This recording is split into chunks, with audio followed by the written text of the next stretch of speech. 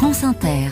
Histoire du monde à présent avec vous, Anthony Bélanger, et vous vouliez nous faire découvrir ce matin une langue presque perdue et pourtant si précieuse. De l'aveu même des linguistes qui se sont penchés sur ces derniers locuteurs, le romaïka est un pont vivant entre la haute antiquité grecque et aujourd'hui. Alors je reconnais que ça demande un tout petit peu d'explication.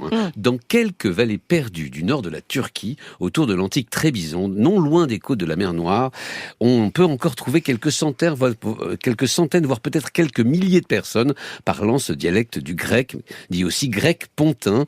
On n'en connaît pas exactement le nombre. Or, des formes dialectales de grec, il y en a beaucoup, mais toutes procèdent plus ou moins du grec moderne. Ce qui rend le romaïka si particulier, c'est qu'il continue d'utiliser des formes verbales, mais aussi du vocabulaire directement issu du grec ancien. Par exemple, l'utilisation de la forme infinitive du verbe, du genre « je veux aller », et non pas comme en grec moderne « je veux que je vais ».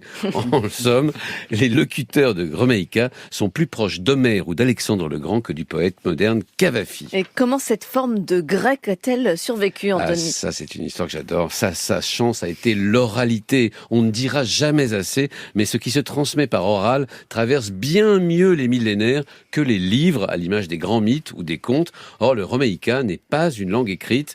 Lorsque l'islam s'est imposé dans l'Empire ottoman, il s'est dans l'immense majorité des cas accompagné de l'adoption du turc, mais pas dans ces vallées profondes des environs de Trébizonde.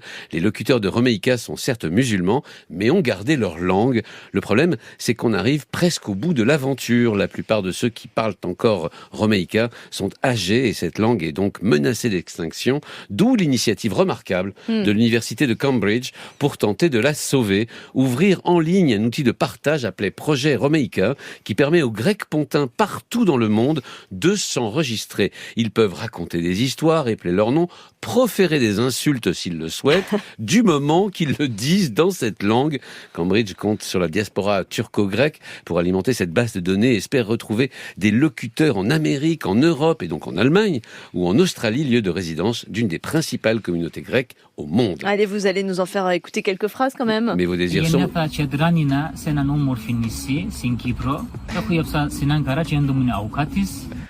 Voilà, je suis né et j'ai grandi dans la belle île de Chypre. J'ai étudié à Ankara et je suis devenu avocat, ça veut rien dire, mais enfin, vous avez entendu quelques mots de romaïka, quelques mots que ceux qui parlent grec moderne auront du mal à comprendre parce que les deux langues ont divergé. Il n'y aurait guère qu'Alexandre le Grand pour les réunir. Et peut-être François-Xavier Bellamy, on lui posera la question.